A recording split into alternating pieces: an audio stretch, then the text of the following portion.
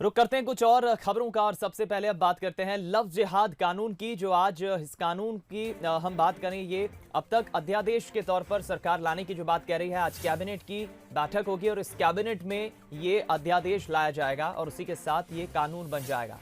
Love जिहाद कानून cabinet के बाद तत्काल प्रभाव से लागू हो जाएगा। मुख्यमंत्री शिवराज सिंह चौहान ने ये बात कही है।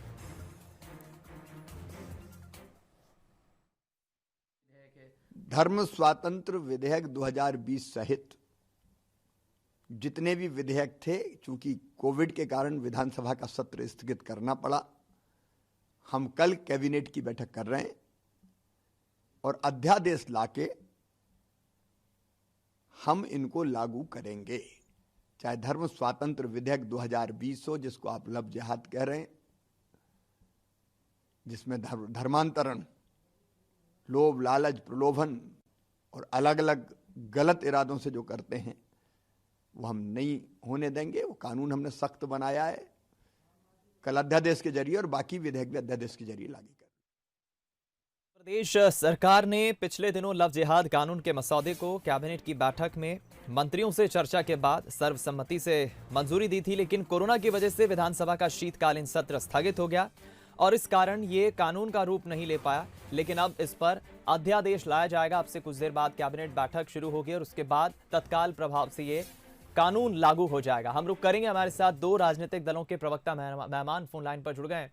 हमारे साथ अमीनुल सूरी साहब, कांग्रेस प्रवक्ता फोन लाइन पर जुड़ गए हैं। कृष्ण गोपाल पाठक जी, बीजेपी के प्रवक्ता फोन लाइन पर जुड़ गए हैं। आप दोनों का स्वागत है। पहली प्रतिक्रिया अमीनुल साहब मैं आप ही की लूंगा, क्योंकि इसके पहले पीसी शर्मा साहब कांग्रेस की तरफ से, कमलनाथ, दिग्विजय, कई नेता इस लव जिहाद कानून पर अपनी प्रतिक्रिया दे चुके हैं। अब तो अध्यादेश सरकार ला रही है और तत्काल प्रभाव से लागू हो जाएगा कुछ देर बाद, मैं समझता हूं। पहली प्रतिक्रिया आपकी। दीपक जी, मुझे बताइए, इस अध्यादेश में, इस कानून में लव जिहाद का कहाँ इस्तेमाल है? कहाँ लव जिहाद शब्द का इस्तेमाल किया गया है? कानून में कहा गया है it is a freedom of religion bill. चाहे हिंदू मुस्लिम से कन्वर्ट हो या मुस्लिम हिंदू से कन्वर्ट हो, कोई भी भारतीय नागरिक उसके धर्मांतरण का विरोध किया गया है। दबाव में रख के अगर धर्मांतरण होता है, चाहे मीडिया हो और या भारतीय जनता पार्टी, लव जिहाद कहाँ है? कहाँ इसमें जिहाद शब्द का इस्तेमाल है? कहाँ लव जिहाद का इस्तेमाल किया जाए?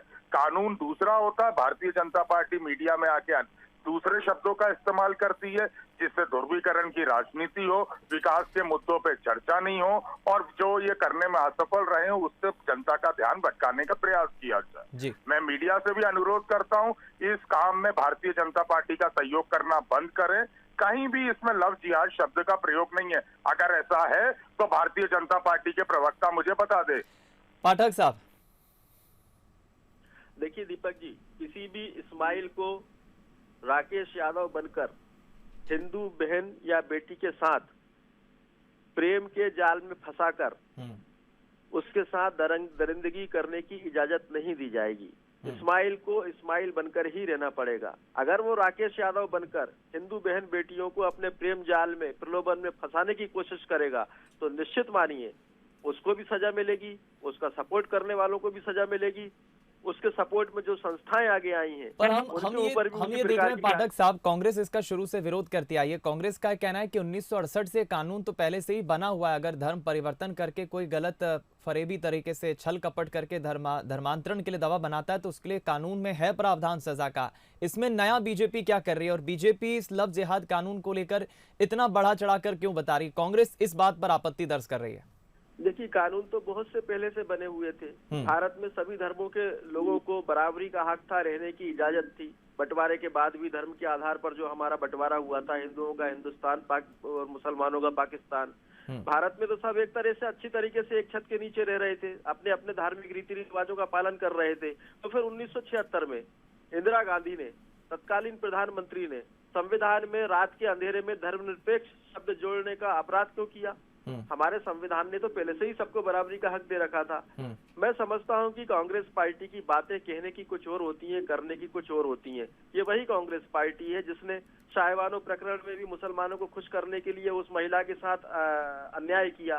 और आज जो अध्यादेश मध्य प्रदेश की भारतीय जनता पार्टी की सरकार ला रही है, निश्चित मानिए कैबिनेट में आज उसको मंजूरी मिलते ही वह लागू भी हो जाएगा। और मैं फिर से बोलना चाहूंगा, हर धर्मावलंबी को अपनी पूजा पद्धति से पूजा करने का अधिकार है। अगर चाहे ईसाई मिशनरियां हो, चाहे ठीक। मुसलमान हो, ठीक। मुसलमान धर्म को मानने वाले लोग हों, अगर वो जोर जबरदस्ती हिंदू गरीबों पर अत्याचार करेंगे, मनमाने ढंग से, तो वो उस कानून के तहत जरूर उन्हें सजा मिलेगी। मुझे आप दोनों प्रवक्ता मेहमानों की एक एक प्रतिक्रिया चाहिए थी। बहुत बहुत धन्यवाद अमीनुल सुरी साहब, और हमारे साथ कृष्ण गोपाल पाठक जी भी जुड़े।